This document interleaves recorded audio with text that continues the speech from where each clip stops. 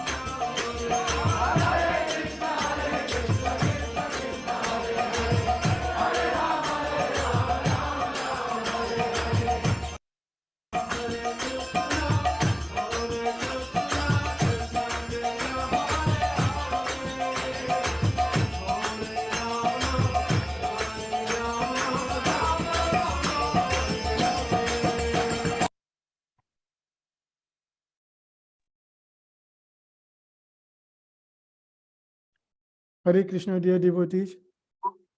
Please accept my humble obeisances. All glories to Srila Prabhupada. Welcome to His Holiness Candramauli Swami daily call. Hare Krishna Maharaj, please accept my humble obeisances. All glories to Srila Prabhupada.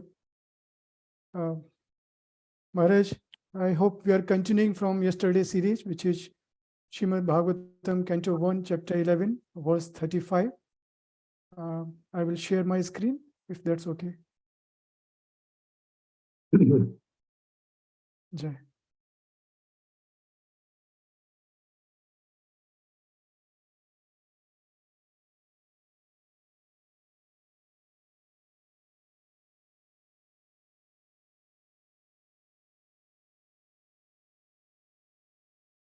Hare Krishna, dear devotees, we will continue with from the yesterday series, which is Srimad Bhagavatam, Canto 1, Chapter 11.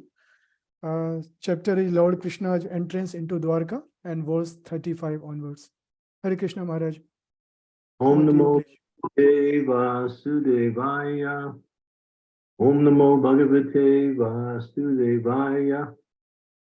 Om Namo Bhagavate Vasudevaya Seshanaralokesmin Avitirna Swamaya Ramastri Ratna Kustasto Bhagavan Prakrito Yata.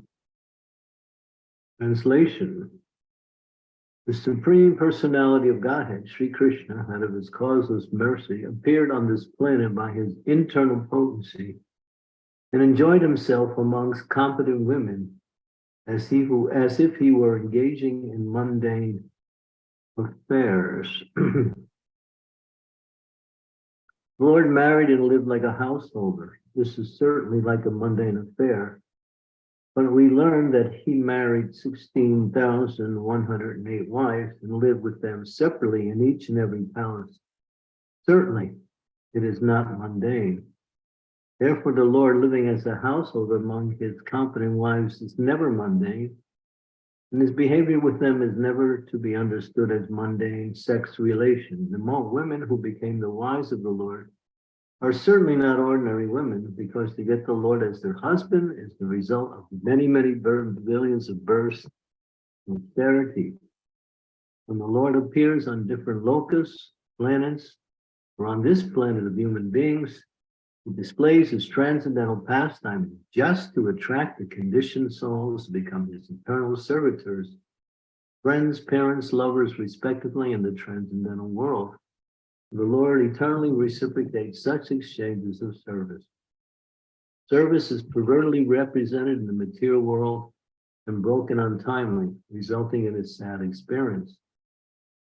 The illusion living being is conditioned by material nature cannot understand out of ignorance that all our relationships in the mundane world are temporary and full of inebrities. Such relations cannot help us become happy perpetually, but if the same relationship is established with the Lord, then we are transferred to the transcendental world after leaving this material body and become eternally related with him in relation with desire.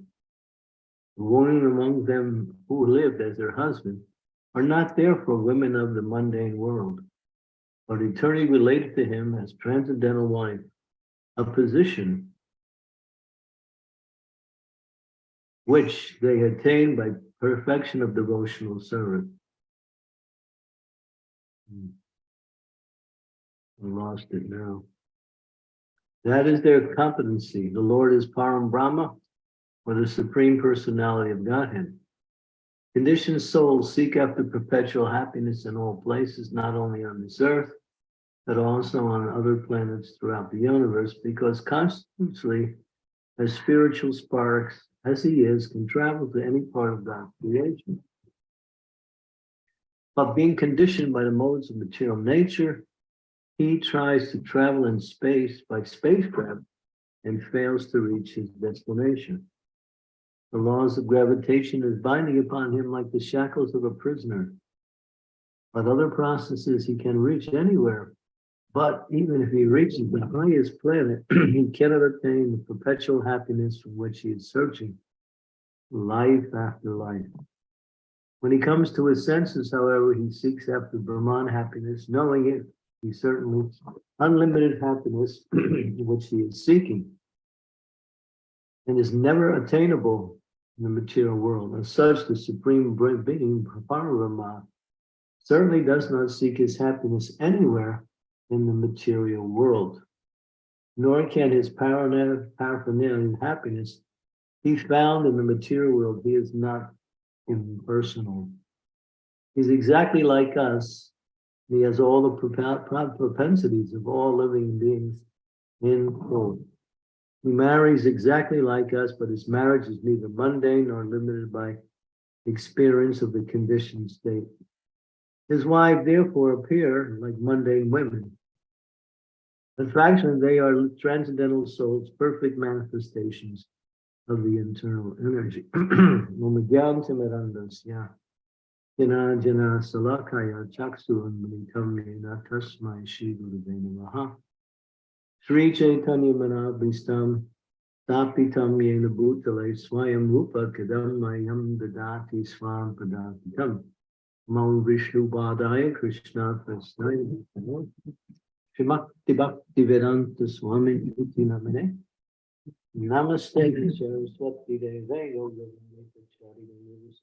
Nirvani Astyatya Resitana Vanshikopa Purvishcha Kripa Sindhu Vacha Titaram Bhavane Vaishnave Namaho Namaha Jai Shri Krishna Chaitanya Prabhu Nityananda Sri Advaita Gadadhara Srivasadi Gaur Bhaktivinoda Hare Krishna Hare Krishna Krishna Krishna Hare Hare Hare Rama Hare Rama Rama Rama Hare Hare.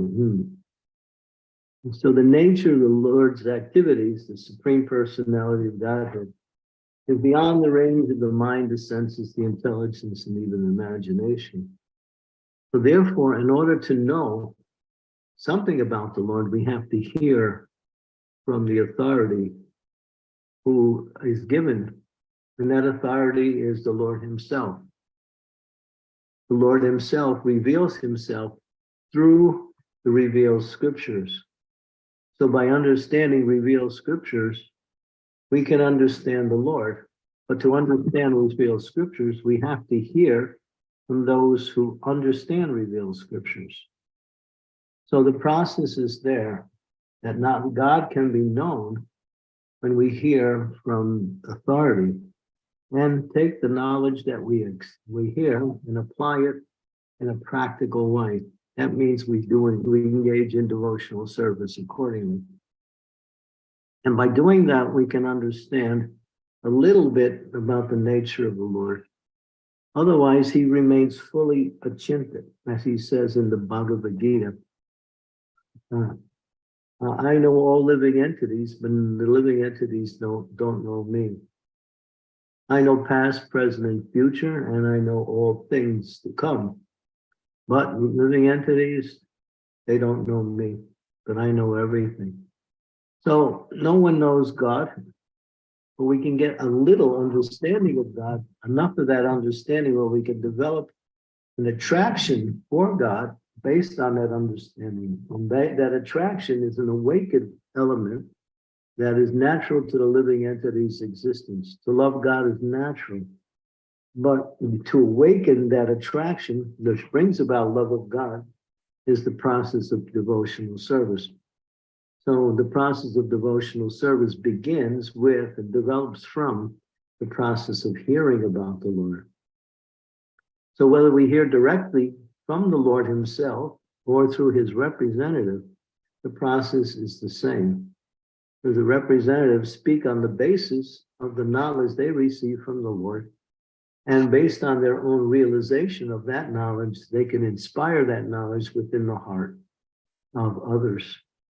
But we have to hear regularly, because this hearing process is not an occasional program. It's not something we do whenever we have time.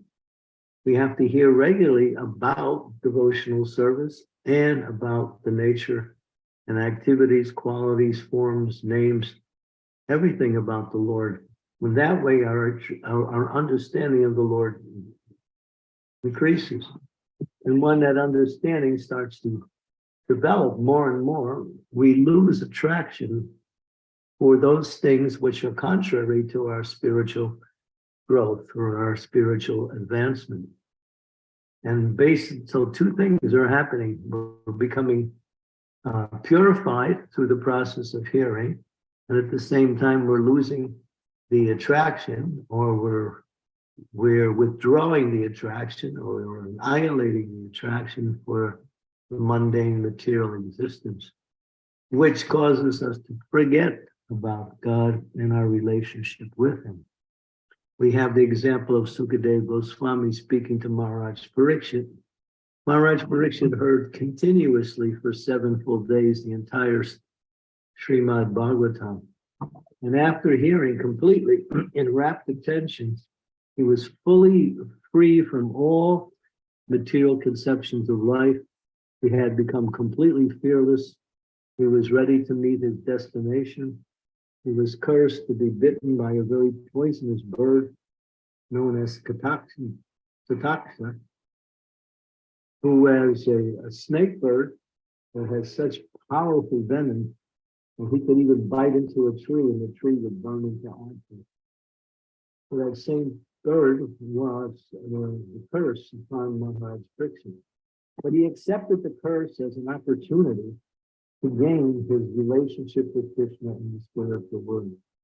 So we see that in the lives of many great souls, they go through difficulties, but their difficulties lead them towards Krishna because they accept the shelter of the lotus feet of the Lord in their difficulties, and therefore they are free from the reactions of the difficulties they face.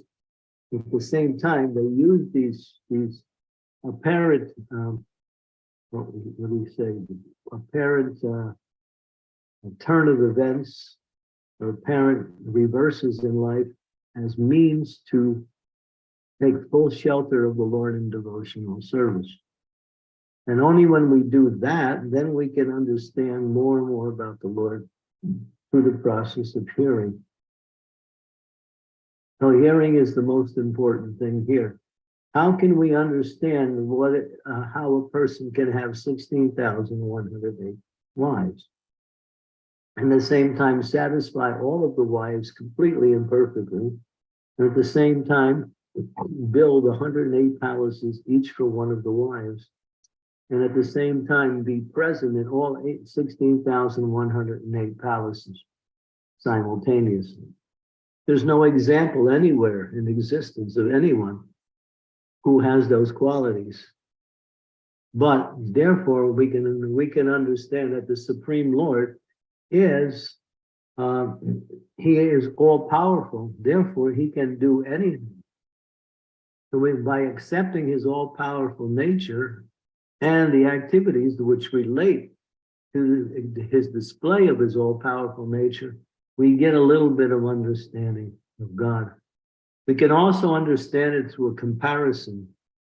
Here we have some similarities. The Lord gets married. We also, there are a select group of people in the world that enter into a household life, which is the majority of people. So it looks the same from the external point of view, but in essence, the quality is completely different, because in the relationship between the Lord and his devotees, there is no selfishness in that relationship. No one is trying to gain anything on the personal level. Everyone is trying to serve the object that they are connected with. Krishna is trying to serve the queens by giving them his association. And the queens are trying to serve him by expressing their love for him in different ways. He is both reciprocating and at the same time experiencing that relationship. And no one is motivated by personal interest. So that cannot be understood simply by theoretical or philosophical explanations.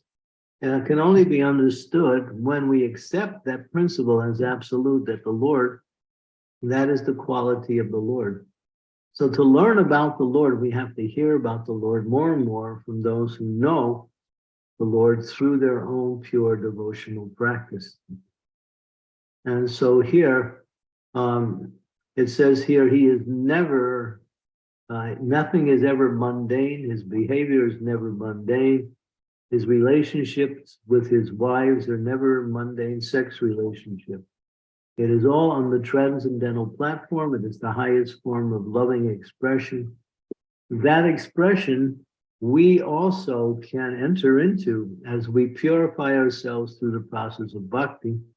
We can also have, each and every living entity can have that same loving relationship with the Lord, free from any personal motivation and experiencing the utmost happiness and eternality in that relationship. So that is the reason why we hear about the Lord, so we can develop attraction for the Lord. As the attraction develops into a fixed form of attachment, that attachment turns into affection, and then from affection, it develops into full love. That is the process of bhakti. So everything centers around that same thing. We have to hear more and more and more about the Lord. Because that hearing awakens that attachment to the Lord. Because everything about the Lord is wonderful. There's a particular chapter in the 10th canto of Srimad Bhagavatam. It's called Wonderful Krishna, where the residents of Vrindavan are amazed to see the activities that Krishna is engaged in, how he's killing so many demons, how he is acting in such a way as to give pleasure to everyone constantly. And everyone is amazed and at the same time transcendentally bewildered by Krishna's activities. But that bewilderment only brings greater amounts of attraction to Krishna. So Krishna performs his activities both in the spiritual world and in the material world to enhance the loving relationships of his devotees.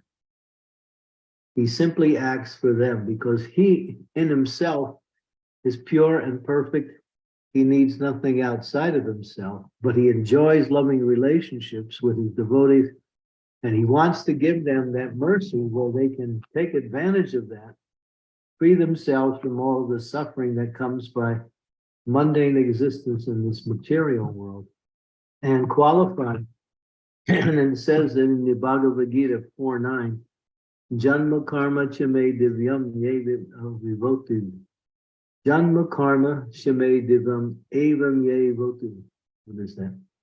Janma karma chame divyam. Janma karma chame divyam evam ye. Taktva deham purna janmani naitimam eti sorjuna. One who knows the transcendental nature of my appearance and activities does not, upon leaving the body, take his birth again in this material world, but obtains my eternal Bona Arjuna. Evam yodeti tattvataha. So, knowing the nature of the Lord's activities are not mundane or transcendental, when one realizes that, that qualifies them for liberation back home, back to the spiritual world. But one who sees the activities of Krishna as simply mundane activities can never understand Krishna. He takes birth, he plays with his friends, he teases girls, he steals butter. He does many things that ordinary people do, but in a very interesting way. And people will think, well, yes, that's also being done by people in this world. But no, it's not the same. It's completely different. The Lord's appearance in this world is like the sun's appearance in the sky. The sun appears over the eastern horizon. It traverses the sky and then goes down over the western horizon. Some people will say that the earth is born, or the sun is born, and the mother of the sun is the eastern horizon. No, actually, the sun is never outside of its orbit. From our perspective, it rises and sets, but there's no such thing as rising and the setting of the sun, because the sun never changes its orbit. It's always in the same orbit. And from our perspective, rising and setting is what we perceive.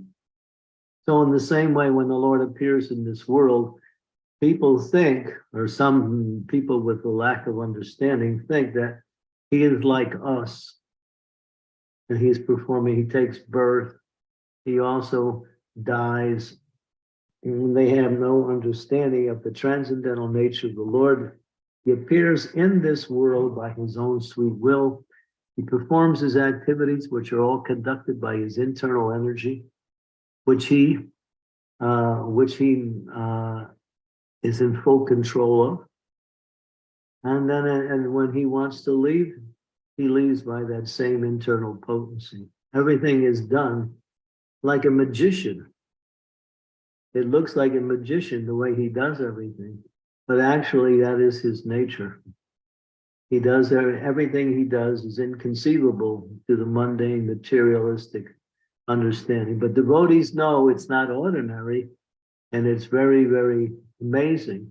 Although we don't know the quality of it, we can understand the beauty and the enhancement that it brings in the life of a devotee when we hear more and more about Krishna, his activities, chant his names, associate with his devotees, perform devotional service in that atmosphere. Then our life becomes perfect. Perfect means free from all forms of suffering. We get knowledge. What is that knowledge? That I am not part of this material world. I belong to Krishna eternally. And the goal of my life is to reawaken that eternal loving relationship and rejoin Krishna in the spiritual world. That knowledge is the essence. Just like we sing every day, Chakshusam Diloye Janmi Janmi, Prabhu say, Divya Gyan Riddhe Prakasito. We sing that song in glorification of the spiritual master. Divya Gyan Riddhe Prakasito. What is that Div Gyan? Div means transcendental. Na Gyan refers to knowledge. What is that transcendental knowledge that the spiritual master is giving? He's teaching you who you are. You are not this body. You are the eternal servant of the Lord.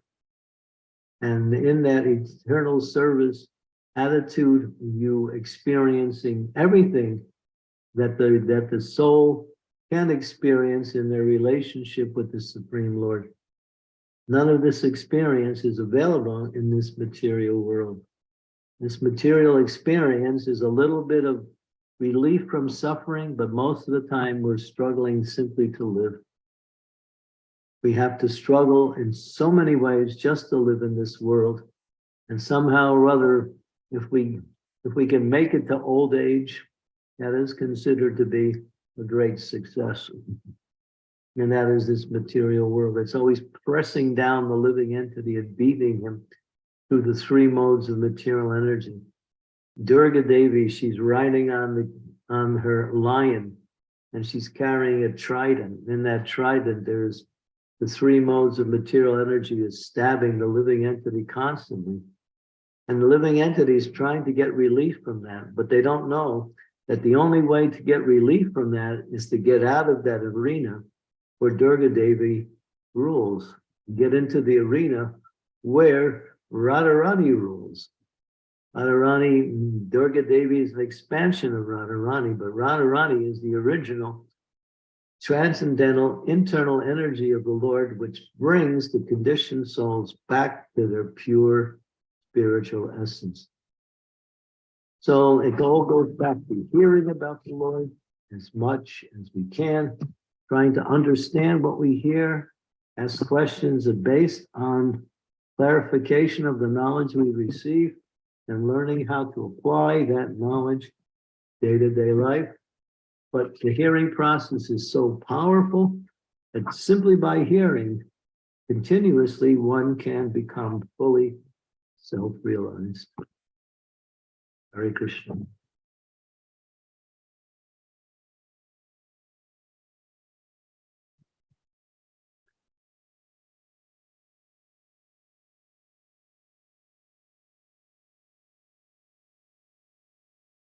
Thank you, Maharaj. Thank you very much for such enlightening class. And I noted as like 3 key points from as a summary of this today session. There are lots of important points, but first one that Lord appearance and his activities are not mundane and they are completely transcendental. We should not be misled by any wrong information. Second, we can also achieve this pure loving relationship with Lord only by pure bhakti, and when we are free from any personal motivation. That's important for all of us. And third, which is the most critical point, which you emphasized several times today, hear about Lord glory as much as possible and apply that to our daily life, and getting like blessings and from the spiritual master who is continuously guiding us to get that pure bhakti. So we should take that seriously. So thank you, Maharaj. Thank you very much. Hare Krishna, dear devotees. This is the time when you can unmute yourself, ask any question, share your realization, If you have any comments, then you can also share that. If you have any, if you don't want to unmute and speak, you can write in chat window and I can read on your behalf. But definitely request all of you to please switch on your video if possible.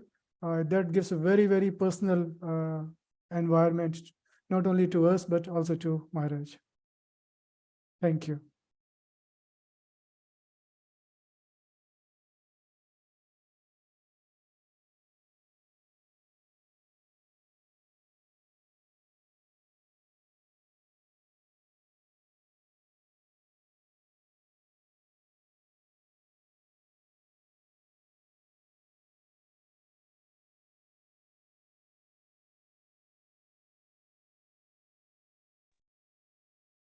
Hare Krishna, Guru Maharaj, please accept my humble obeisances to Shri Prabhupada. Thank you for the nice class, Guru Maharaj. My question is, so even though we are doing like our chanting, regular sadhana, hearing, as you said, most of the time, I try to hear, and most of the time I try to engage family members also into the Krishna conscious activities. But somewhere I feel that still something is lacking, or some satisfaction is not there, or always some chaos is there, anxiety is there. So what can be the cause, Maharaj? I think you're attached to the results. Okay. And that's why you're not feeling satisfaction. If you just present and act in a less attached way, all you can do when you're trying to inspire others, or even your own practice, all you can do is apply the principles accordingly. And the results are coming by way of Krishna's mercy. Sometimes the results come later, sometimes they come now, or sometimes they may not come at all, according to our understanding of what the results should be.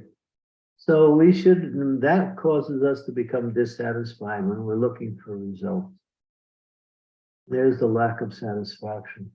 Simply present for the benefit of others, or act for the purification of your own self when you do your own self.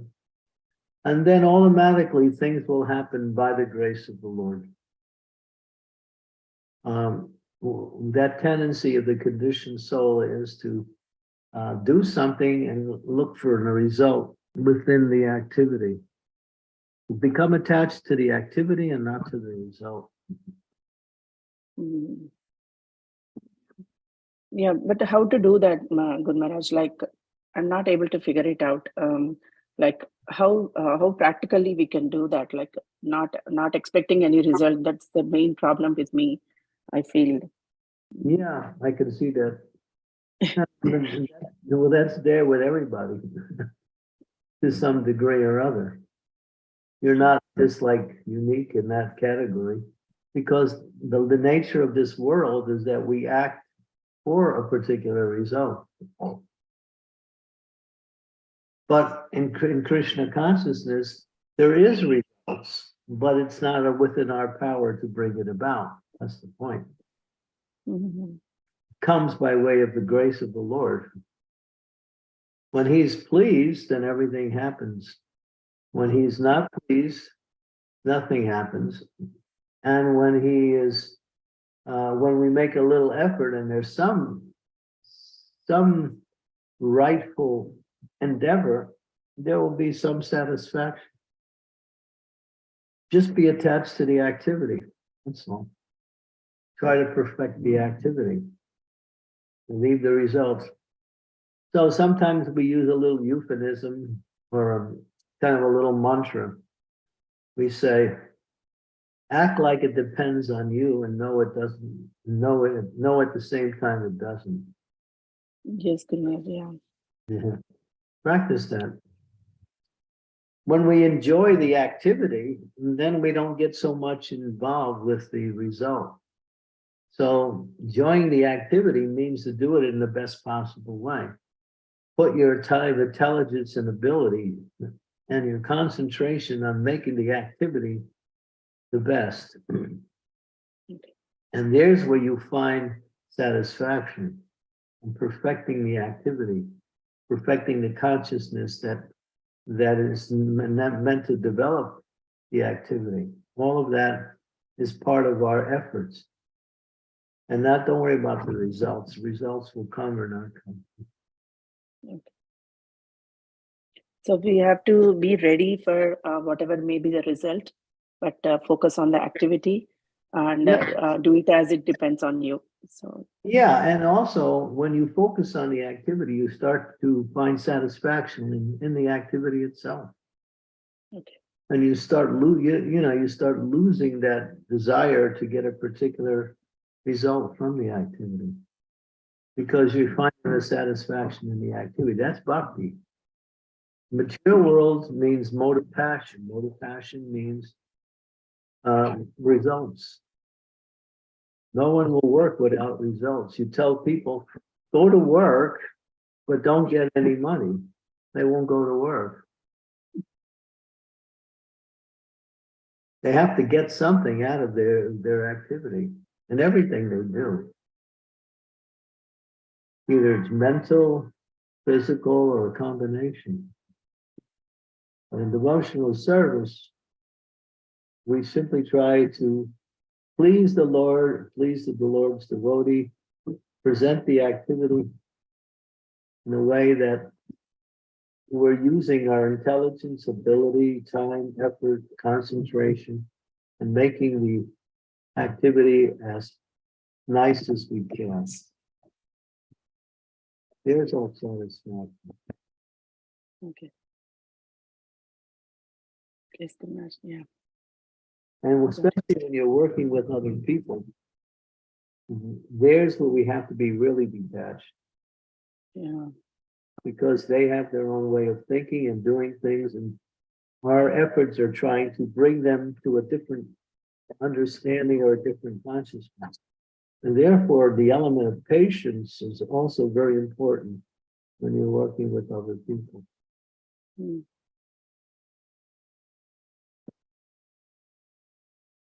Yes, yeah. Sure, very much. Yeah. Thank you so much. Okay. Thank you. Hare Krishna.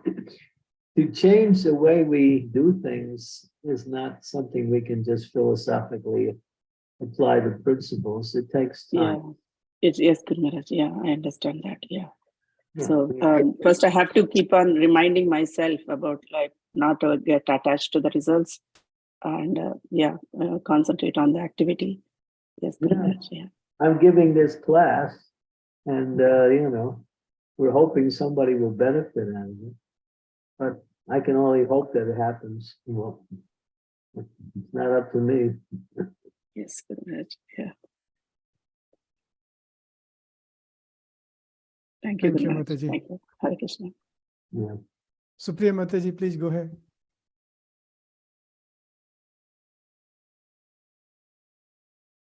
Who's on mute, I think. Supriya Mataji, you're on mute. Please accept my humble obeisances. All glories to Srila Prabhupada, all glories to assembled devotees.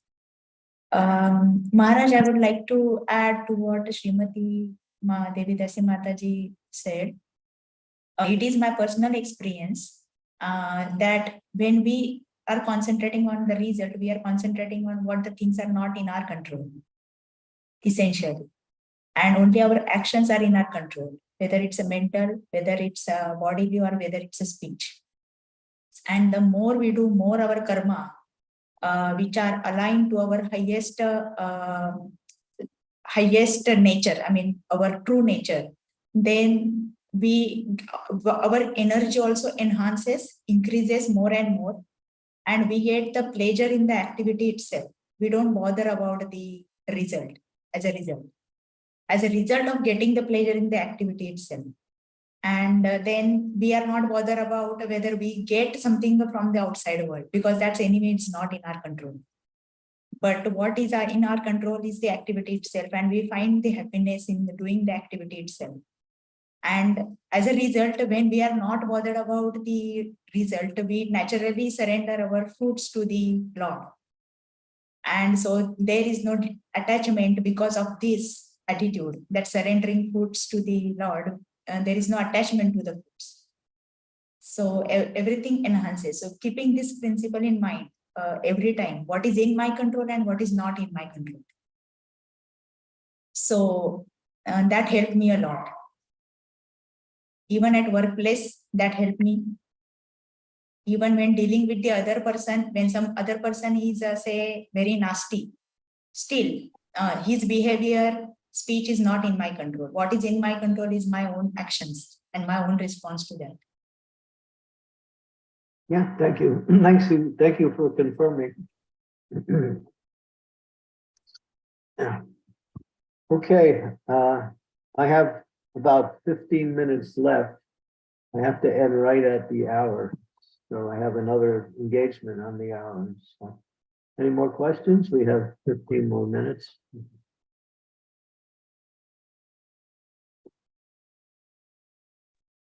Hare Krishna Guru Maharaj. Hey, welcome back. Thank you, Maharaj. Thank you. My humble obeisance to you, Maharaj, and to everyone attending the class. So, Maharaj, in continuation in this same topic, I think I genuinely struggle if, if I'm preaching or if I'm actually with some people who I'm trying to preach, and if I don't get a response, I actually struggle because then I just feel as if, I'm not getting any reciprocation. And my enthusiasm to preach, it kind of just becomes really low. And I don't know, obviously it's actually makes sense, and it's very good to hear that, yes, don't focus on the result. But actually, when you are in that situation, it's really hard, because if you're speaking to someone and the other person is looking at you as if, what are you talking, this is completely Latin, and they're not interested, it's just so hard to still keep carrying on. Yeah, I just really struggle. So the answer is,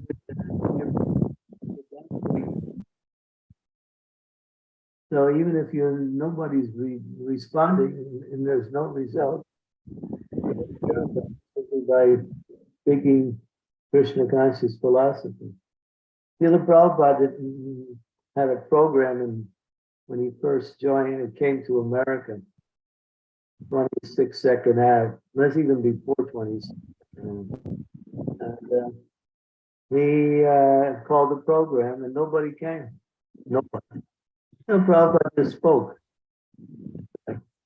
And he spoke, and he just spoke to the four walls. Recorded it at the same time. And that recording of that class became the introduction to the Bible. Later on, which was read by millions of people.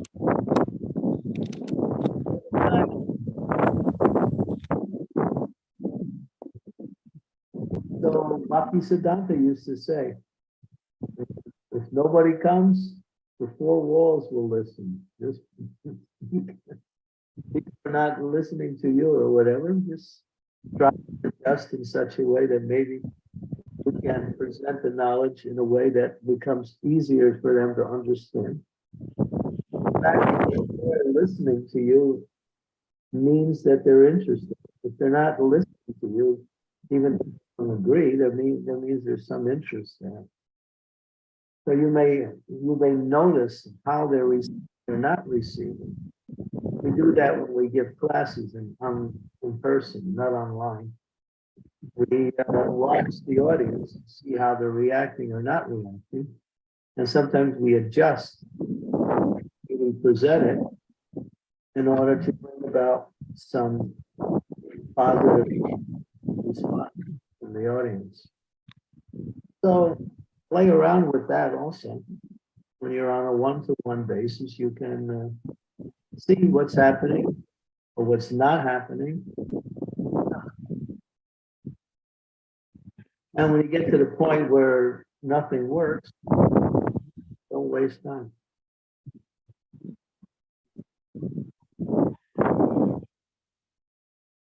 Yes, Maharaj.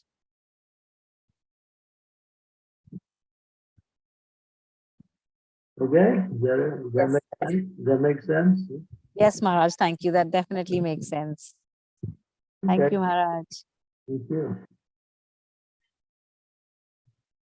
Is your husband back from India yet? No, Maharaj, not yet. Okay. Maharaj, when do we see you, Maharaj? When are you coming to London? July 19th. Oh, yay. That's amazing. Yeah, that's confirmed now, July 19th. Perfect, Maharaj. We're looking forward to having you here, Maharaj. Okay. Hare Krishna. Hare Krishna, Maharaj. Shri Devi Mataji, please go ahead. Thank you. Dear Guru Maharaj, please accept my humble obeisances. All glories to Srila Prabhupada. Maharaj, on this point of his divine appearance and divine disappearance from this world, I remember Sukavaha Mataji asking this question. It's actually her question. She said, in the leaving pastimes of the Lord, why did he choose to leave that way, that the hunter shot his arrow into his foot, and then it Yeah. sort of Bhaktisiddhanta Saraswati gives a 20-page purport in the commentary in one verse in the Chaitanya Bhagavat. He explains the reason why that. It's mysterious. The essence of the reason was that to keep the ignorant ignorant. Those who saw him as just an ordinary person, he didn't want to disturb them. Because that's what they saw. The Lord is not out to perform miracles so people become believers. You understand the Lord not through miracles, but you understand the Lord through knowledge and by practice and by devotional service. Therefore, yeah, he appears to leave the world like that. How is it the Yadu dynasty, the most powerful dynasty in the world? They were all Krishna's associates. Many of them were his relatives. How did they leave the world? They started to fight amongst each other and they killed each other in the fight. Krishna reigns for that also. So the activities of the Lord are mysterious, but there's a reason why he acts the way he does. In that case, not to disturb the atheistic mentality.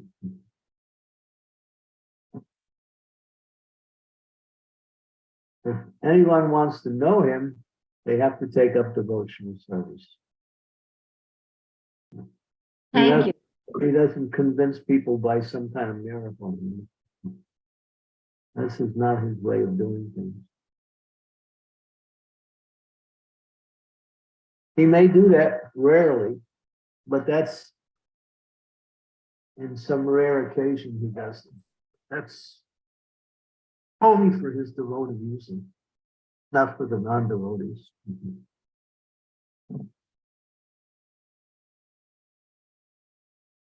Guru Maharaj, you mentioned Siddhanta Saraswati Maharaj has given a one-page purport on this. Where is that reference, please? 20-page purport. 20-page purport. Wow. Yeah, 20 pages. Okay. Yeah, it's in the Chaitanya Bhagavat. Mhm. It's when Lord Chaitanya returned from East Bengal and the disappearance of his wife while he was in East Bengal, the first wife, Lakshmi Priya. Right after that, when Lakshmi Priya disappeared. In that section, there is that purport. Mhm. 20 pages.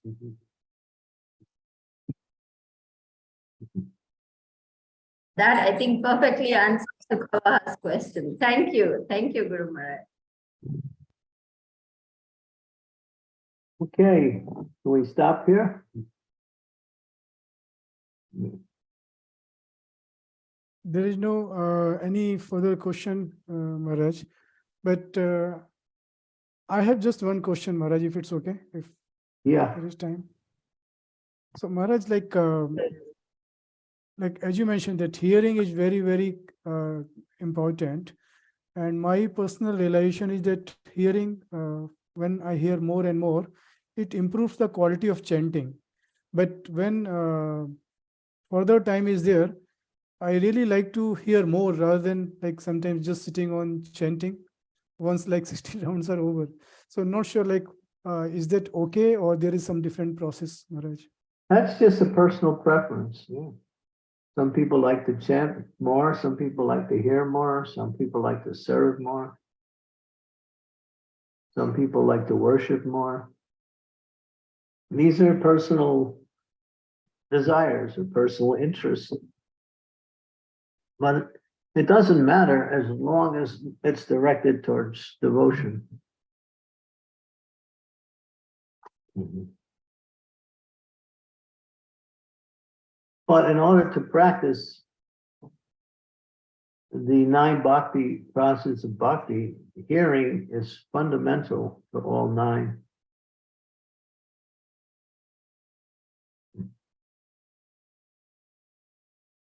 Mhm. Yes, Maharaj. Hearing definitely makes a huge impact on the mind. Yeah, by hearing we chant, by hearing we remember, by hearing we serve, by hearing we worship, by hearing we surrender.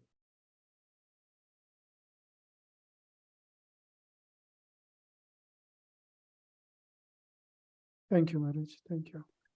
Okay, thank you. I have to depart. We gotta have a program coming up in a couple minutes. Oh, thank you very much, and we'll see you all tomorrow. Panchakalpa Tarubhascha, Kipa Sindhu Itanam Pavani Bhyo Vaishnavi Bhyo Namaho Namaha Gaur Bhaktivinoda Ki Jai. Srila Prabhupada Ki Jai. Thank you very Oh, much, Maharaj. Deva Thank you. Sri. Thank you very much. Guruji. Thank you so much. Hare Krishna. Thank you, devotee. Hare Krishna. Thank you, Vrindavan Prabhu, and my apologies for not writing the verse in the Zoom host text group. I will try to keep up with that. My No apologies. problem, Mataji. Hare Krishna. Hare Krishna. So, Kwa Mataji, you were asking something. Like, I missed that. Like, you said Guru Maharaj joined, but I got confused. I don't know.